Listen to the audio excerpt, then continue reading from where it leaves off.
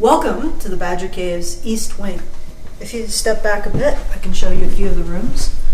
It's the largest room in the cave.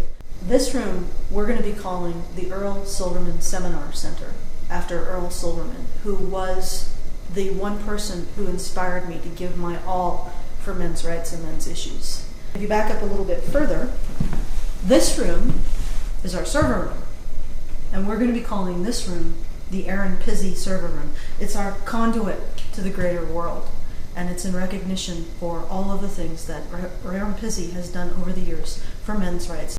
This is going to be our artist residency room. Right now, this room is unnamed. It's not unnamed because it doesn't have a name. It's unnamed because I can't tell you the name. Why don't we come on in?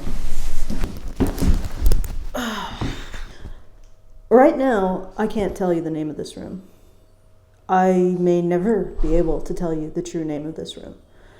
But addressing the recent allegations of me being an Islam apologist needs to be said here, in this room. In this room, I can't tell you the name of. At the end of all this, if you pull up a chair and give me a moment of your time, I will tell you why I can't tell you the name of this room. But first, let's get the usual business done. I've received some mail, and as I said in a previous address from the Badger Cave, I would open the mail on air. So, our first letter is from Noah S., and it is addressed to Honey Badger Brigade. So let's see what Noah S. has to give us. All right, there's a letter and $15. Thank you, Noah, for giving me 3 times what I asked. That's very appreciated. Okay. Dear Badgers, I was just wondering what the world would be like without you, and in the ensuing existential panic, I bought some Canadian money, channeled as much positivity as I could muster into a piece of paper, and sent both your way. Sincerely, Noah S. And he's done a little comic. A world without honey badgers. 9999. Not a Nazi, I swear. 4 euros, seriously? Think positive. Oh, this is adorable. I'm gonna scan this and show it to you. And then here's this little. Boys are fragile, don't break them. Then suddenly, dick butt. It's awesome.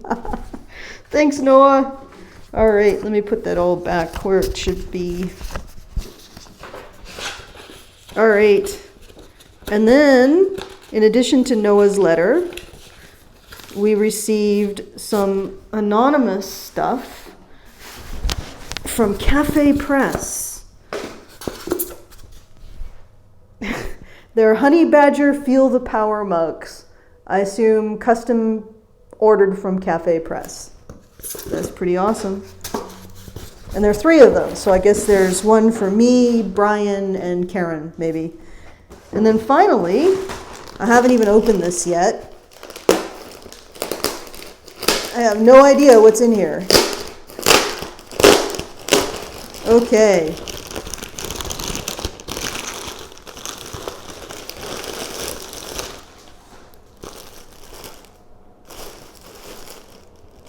All right.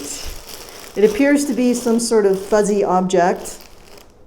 Possibly a honey badger of some description.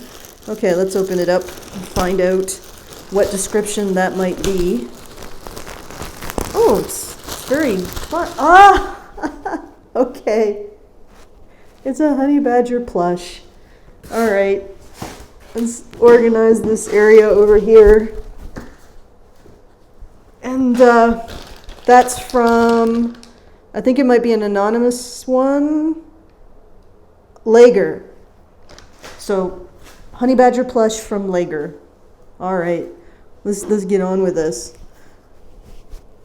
If you're interested in sending the Badger Cave mail, Direct your letters and parcels to 113 First Avenue West, Kelvington, Saskatchewan, Canada, SOA or S0A1W0.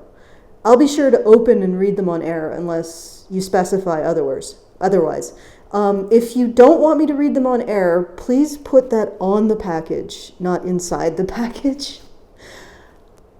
Now, moving on, once again, I'm asked everyone listening who agrees with the Badger Cave message but doesn't take an active role in supporting it to ask yourself why.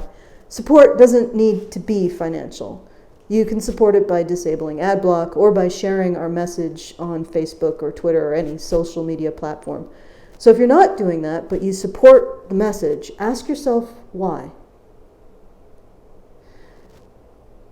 Really think hard and tell me in the comments below. And if your answer is why not, then you can go here to give us monthly support or here for one-time only support. Now let's get on with the meat of the matter. I've been called an Islam apologist recently for pointing out the situation of men under Islam is not fantastic. I've been accused of defending Muslim men and saying their situation is worse than that of Muslim women. Tim Hoff Jr. says, "It's mind-blowing that this is the hill Karen and Allison have chosen to die on." Before I continue, let me correct a few things. I never speculated on better or worse, nor would I make such a conclusion. Also, I'm not defending Muslim men. I'm defending Arab men. There is a difference. And if this is the hill I die on, so be it. When I was a kid, I was fascinated by airbrushing, how it could be used to create illustrations that skirted the edge of real, yet were deeply fantastical. I found the way this highly technical art could create the illusion of reality mystical. My father always encouraged my art, and he bought me a book on one of the 6-week sabbaticals that all expatriates in Saudi were required to take once a year to leave the expatriate compounds, leave the country, essentially. When we came back to Saudi, as always, after security, we went into customs. In Saudi, customs is a bit different affair than anything you're used to in the West. It would always take hours, sometimes as much as 6 or more hours to get through Saudi customs. They would take us into a room with long tables and armed guards at the exit. We'd stand in line waiting for our turn to go to the table and open our luggage up to the matawas, the religious police, manning the tables. The matawas were rifled through every bit of our belongings, looking for anything hidden. They would take out every video cassette, every magazine, every book they found. And they found my book. As a kid, as a girl, I watched as those matawas cut my book up in a room guarded by men with guns. I couldn't do anything to stop them. This book that I had prized, just stand and watch it happen. Watch them cut out anything that sexualized or objectified women. And it's just a book, right? Well, disenfranchisement is made of a lot of it's justs. It's just a book, it's just a bus seat, it's just a convention. If you could tell that little girl standing there watching her book being cut up, that she would one day grow up to be defending the Arab men tearing up her books in a room with armed guards at the exits, she would probably have punched you in the face. In fact, that little girl fantasized about somehow destroying the Kingdom of Saudi Arabia. That little girl wrote a letter to the U.S. government just prior to the first Gulf War, chastising them for supporting Saudi Arabia because of the lack of women's rights in Saudi. However, I'm older now. I see things differently. It occurs to me, listening to feminists like Emma Watson and Anita Sarkeesian speaking at the UN, that Emma or Anita will never be politicians or lawyers or legal scholars or even true lobbyists. But she, Emma and Anita, and the multitude of feminists like her, like them with political influence, will one day compel male lawyers to draft, male politicians to sign into law, and male security officers to enforce feminism's obscenity laws. Then generations from now, there will be another little girl in a room in US customs, or maybe British customs, or Canadian customs. A little girl in a room with men rifling through her things and cutting up her books, while other armed men guard the exits. But once again, we'll have forgotten why those laws were in place, who originally inspired them. The Emma Watsons and Anita Sarkeesians will fade into obscurity. Since neither are lawyers or politicians or lobbyists or anything official, they won't have their names signed to the laws they inspire. Their influence will be forgotten. Maybe generations ago there was an Arab Gamergate opposing cutting boobs out of pictures, and they were labeled a bunch of vile, misogynist men who only wanted to subjugate women by sexualizing them. And once again, in the future, it'll be men who are blamed for enforcing feminism's obscenity laws. In my study of history, I've noticed a few things about women's loss of legal freedoms and the rise of religious orthodoxy. During the time of the Roman Empire, there were two competing religions that were virtually identical: the worship of Mithra and Christianity. Mithra's mythology and Christian mythology were almost an exact carbon copy of each other. There was one fundamental difference between them. Mithra was a religion of soldiers, no women allowed. They weren't allowed to teach, to preach, or even to learn it. They had no role when it came to Mithra. Christianity, with a near identical mythology, allowed women a part to play. Mithraism died. Christianity flourished. Christianity eventually became the state religion of Rome because it allowed women in. It allowed mothers to teach it to their children, and that's how it grew and grew and grew, while Mithraism stagnated and perished, to the point where there was a Christian mother of a Roman emperor, and that's where it all began.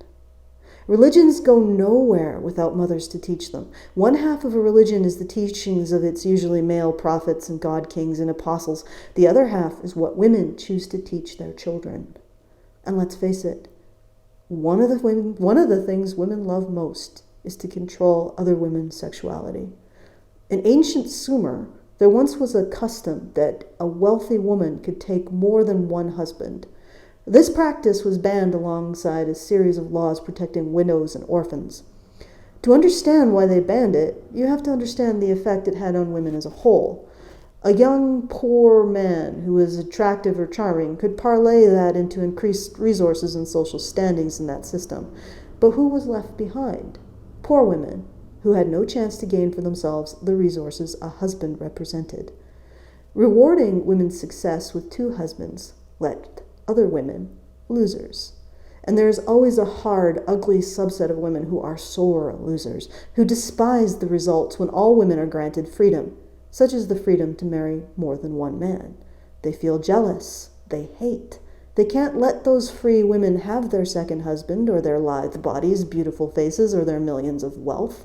They covet the riches successful free women win for themselves, or they simply want those women to stop winning. And they partner with male politicians who are sympathetic to the victimized women to take those freedoms away.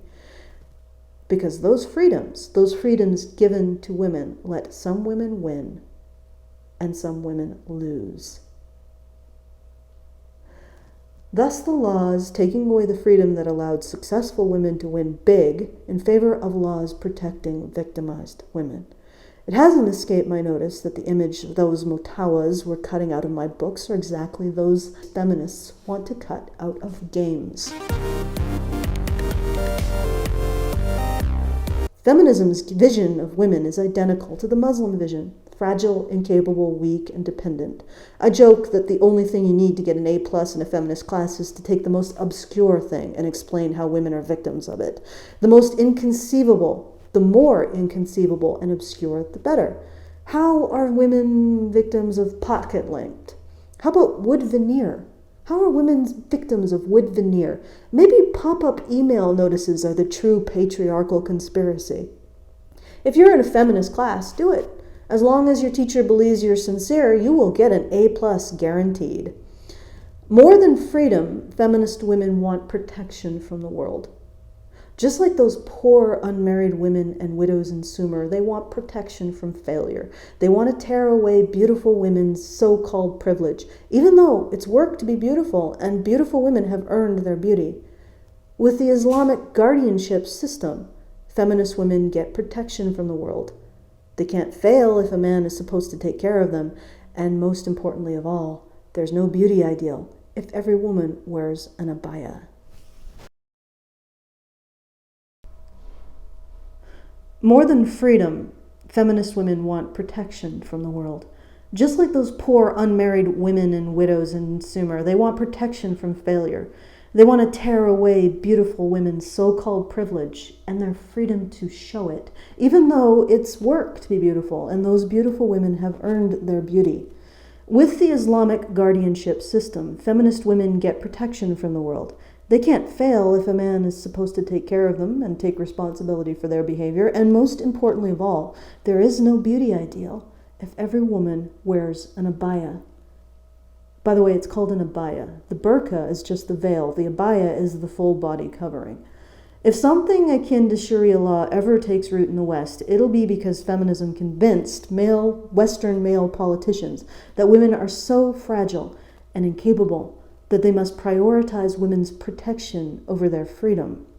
And just like Muslims, those Western male politicians who proclaim themselves feminist will protect women all the way into a cage. This is my men's rights hat. I'm going to put on my women's rights hat now.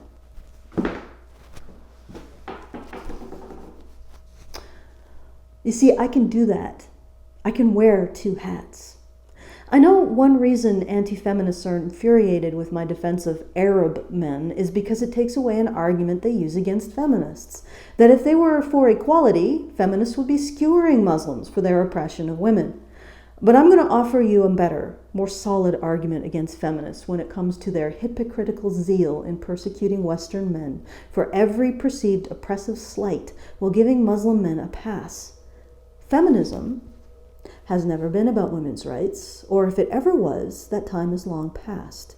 To use a recent example, Western feminists have skewered our premier, Justin Trudeau, for taking part in a segregated event put on by the Saudis. But those same Western feminists would also skewer him for being an Islamophobe if he spoke out against Muslim culture's treatment of women. Their hypocrisy is encapsulated in that one event. It's not about women's rights in Islam or anywhere. It's about feminism's ability to extort compliance out of politicians like Justin Trudeau in the West. If feminism was about women's rights, it would have turned its attention to those countries where women demonstrably have fewer rights. Feminism in the 70s would have transitioned into a clearinghouses and charity foundations whose only purpose was to fund women's rights initiatives in countries where women don't have as many rights. If feminism was about women's rights, the feminist political profile would be non-existent in the West. It would have disappeared because Western women have no fewer rights than Western men.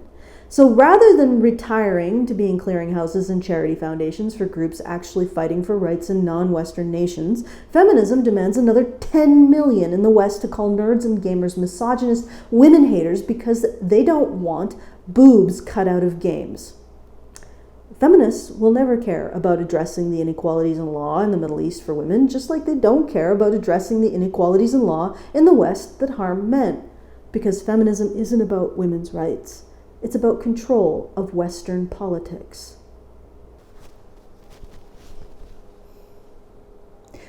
Imagine a courtroom.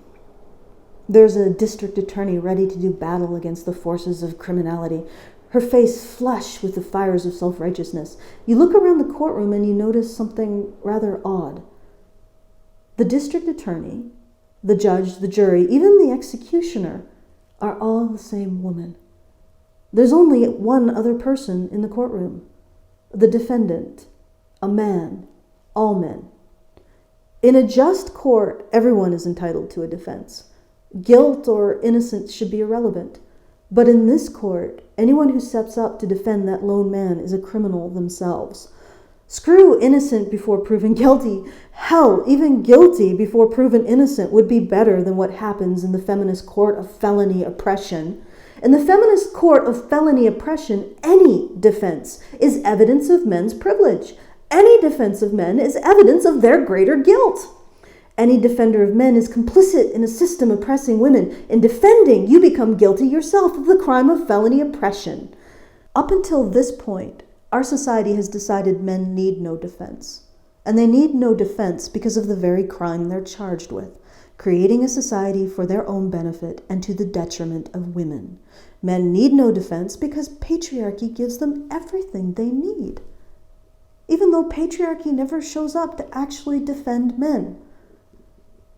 If the feminist charge of felony oppression was actually written into law, men would be better off because then they would be at least entitled to a trial. At that trial, men would be granted not innocent before proven guilty, but at least guilty before proven innocent. At least the possibility of being proven innocent, no matter how remote. And we've gone this long, not just thinking that men need no defense, but that to defend men against the feminist charge of felony oppression is immoral. That men's only defenders have to defend against a charge of defending men before they can even defend men. The defense of men isn't just important, it isn't just right and moral. The fact that our society has created a court, a public court, in which men never even had a defense, is depraved.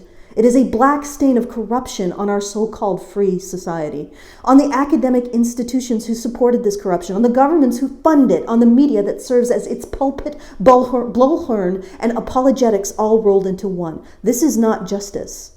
We believe that everyone deserves a defense against accusations, and yet our society has never seen fit to defend men. Up until this point, the court of public opinion has been completely one-sided. It still is. The feminist district attorney, in her crusade against the felony crime of oppression, has billions of dollars worth of funding. She has the support of government, academia, and corporations. She benefits from a media that's biased towards her view. But at least now, with this declaration, I hope everyone realizes that those who defend men are not only not criminal, not morally bankrupt, not vile. We are doing what should have been done long ago by the very institutions who created this court. We are giving what every citizen deserves, a proper defense. We are, in fact, the ones correcting an injustice that has taken place on a massive scale throughout all of society, directed towards men. We are the ones challenging that thick vein of ash-black corruption that runs through all our so-called political institutions. Everyone deserves a defense, regardless of your beliefs about their guilt or innocence. Everyone deserves a defense. And it's time men got theirs. The two people who have protected and provided for me most are my father and my husband. The guardianship system recognizes a fundamental truth about the nature of men, that they want to provide and protect for women. That's why you can manipulate them by charging them with felony oppression.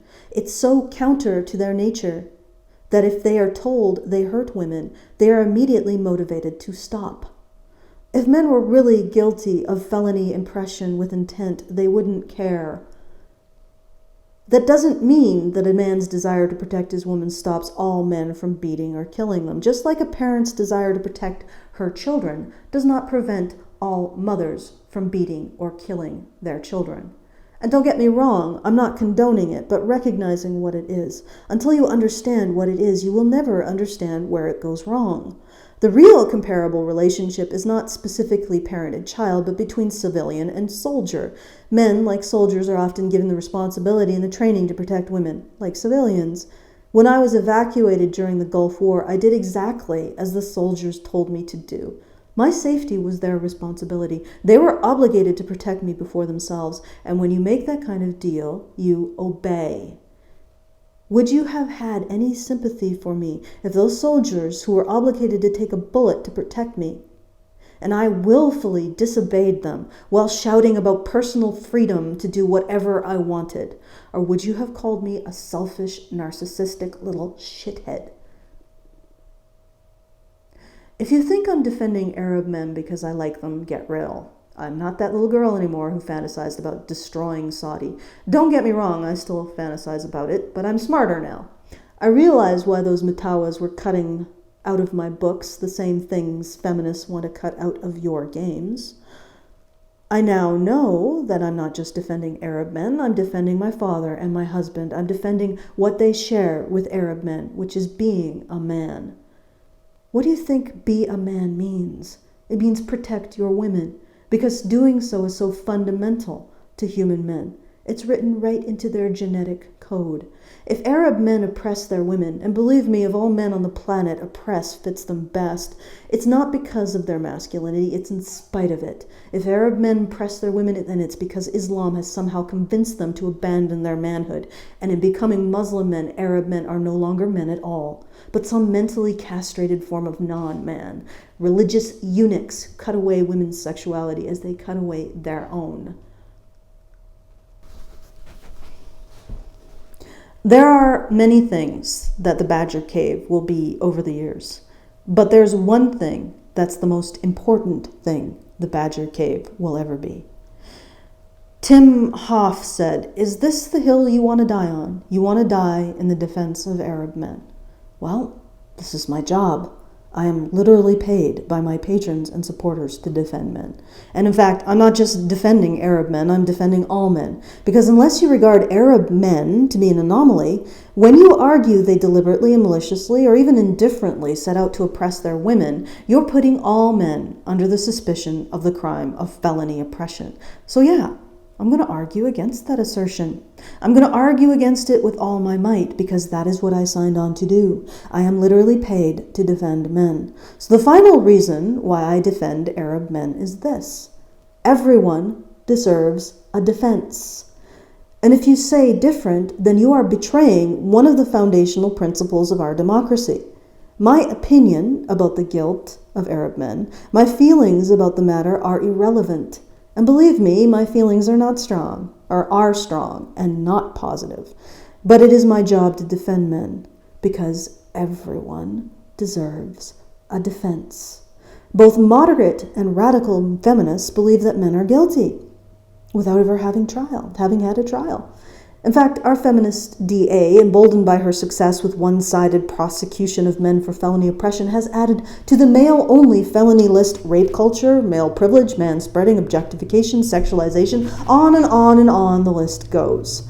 Feminists believe men are guilty of all felony oppression and all of its spin-offs. The real difference between moderate and radical feminists is the punishment they think men deserve for their guilt. Moderates prefer to drown men in a never-ending acid bath of shame and blame. Radicals would prefer a more, shall we say, final solution. But both agree that men are guilty. People say we should be putting money towards services for men in crisis. That is, us at Honey Badger Radio. That's where we should be putting our effort. To that I say this: would men need so many services if they weren't being punished for felony oppression? We should have these services available for men, most definitely, but never forget why many of them are needed. They need them because our society has decided that men are guilty of the crime of felony oppression, guilty of the crime of felony oppression without ever having had a trial and without ever having had a defense. People who create services for men aren't just fighting against the traditional notions of male invulnerability, they're also fighting against a political landscape that believes men deserve to be punished for felony oppression. Think how much fewer services men would need if they weren't being punished. Think how much easier it would be to give men those services if we weren't somehow being seen as benefiting criminals. Feminist support for men requires men to accept criminal charges first. That isn't support. It's using someone's need and desperation to extort compliance. Not only do we need to create support for men that doesn't force them to accept the premise that they're inherently criminal, we need to challenge the belief that that kind of support that requires them to accept being criminal is support at all. Support for men must start with defending men against the charge of felony oppression. Feminists say that men have institutional privilege, but institutions have invoices. They pay land taxes. They leave a paper trail. Up until this moment, there has never been an office for the public defense of men. Think about that. Our society has never seen fit, and still doesn't see fit, to fund the defense of men against the charge of felony oppression. Take a good hard look, feminists. You have the UN. You have every government in the free world. You have academia. You have media. Even if they don't directly support your message, they certainly do target any group who dares believe that men deserve a defense. You have a huge paper trail, reflecting a huge institution dedicated to charging men with felony oppression. And look! Men's institutional privilege is finally showing up. It's here! One modest office building in the middle of a society that calls men's right to a defense a privilege, and because it's a privilege, men don't have a right to it. We are all that men have got, feminists. We are the physical reality that blows your allegations of institutional privilege to pieces. This is what men get in their defense: a modest office building and a few crazy counterculture artists. Crazy counterculture artists who get constant criticism, threats, flack, and face never earning a living. Here are some of the things that have been said about me because I dare to defend Arab men, and by extension all men, and grant them one of the rights that are foundational to our Western ideals: the right to a defense. Honey Badger Radio, specifically Karen Strawn and Alison Tiemann, have traded in whatever credibility they had as men's rights activists in favor of radical, dogmatic anti-feminism that borders on Islamist apologetics. They've gone to the point where they will defend men regardless of reality. How do you determine reality before the defense is made? How do you come to a conclusion before reviewing the evidence? We were originally going to bash the Honey Badgers anyway because they were doing this whole thing where they were fundraising for a house. And it wasn't like for a men's shelter like you would expect. It was just for their own house. And Alison Tiemann did this whole like cry, fucking just sob story acting thing. My God, you make this so easy. I told my audience that you, our debate partners, would do this once again, even though I laid out my strategy plainly in Notice Me, Senpai Sarkeesian. It seems you can't help yourself. But to answer your specific allegations, there are 2 videos on Honey Badger Radio's channel in which I cry, neither of which have any links to any fundraisers in them. One was the Future of Bean Salad, in which I responded to William's question asking me my personal reasons for fighting for men's rights, most primarily men's right to a defense. And yes, I got teary-eyed in my response. The second was a video I did in response to being kicked out of a convention by Calgary Expo for, again, advocating for men's rights and for Gamergate. It's called Banned for Not Damseling. The only place where me crying comes in conjunction with a fundraiser is the video Notice Me, Senpai Sarkeesian, in which I respond to GoFemCorp's video entitled Tears for Money Brigade by noticing she removed the parts of Banned for Not Damseling in which I was crying. In a video entitled Tears for Money, she removed all the tears, despite those tears being the closest thing she had to proof that I actually use my tears for money.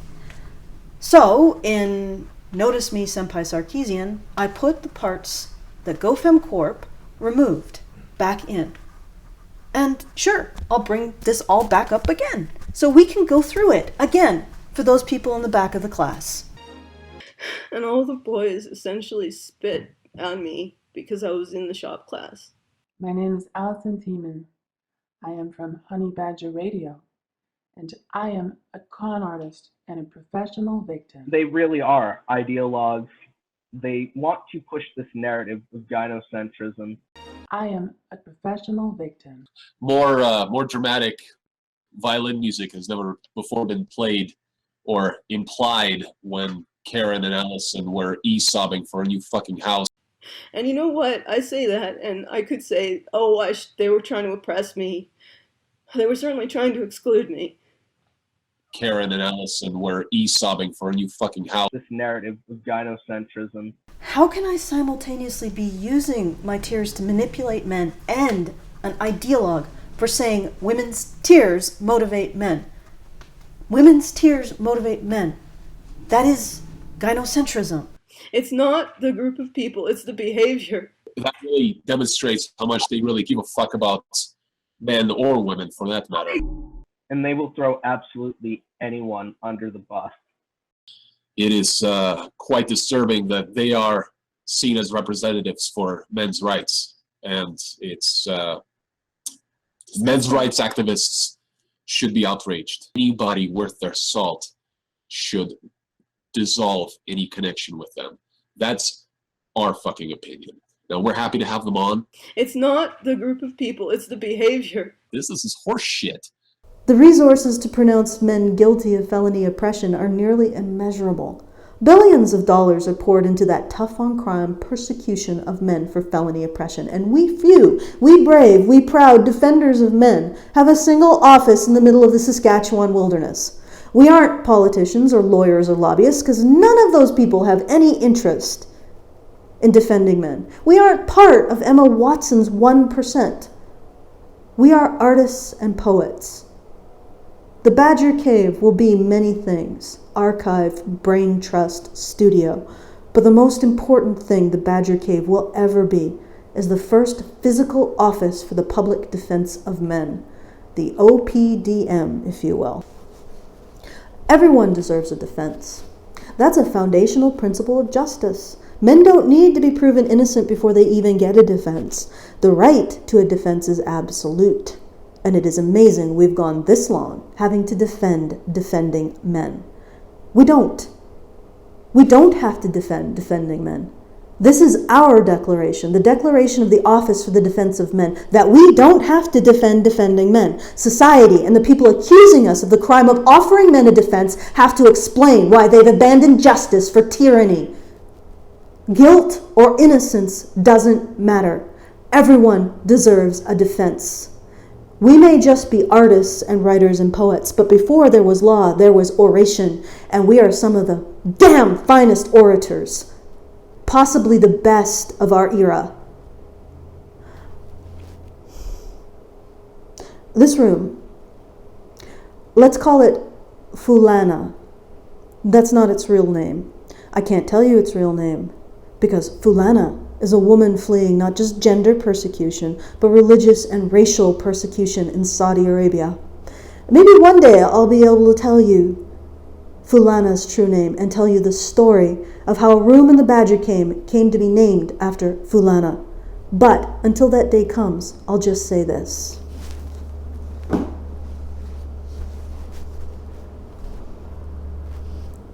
If there's ever a political lobby group asserting that women oppress men, guess where I'll be? That's right, because everyone deserves a defense.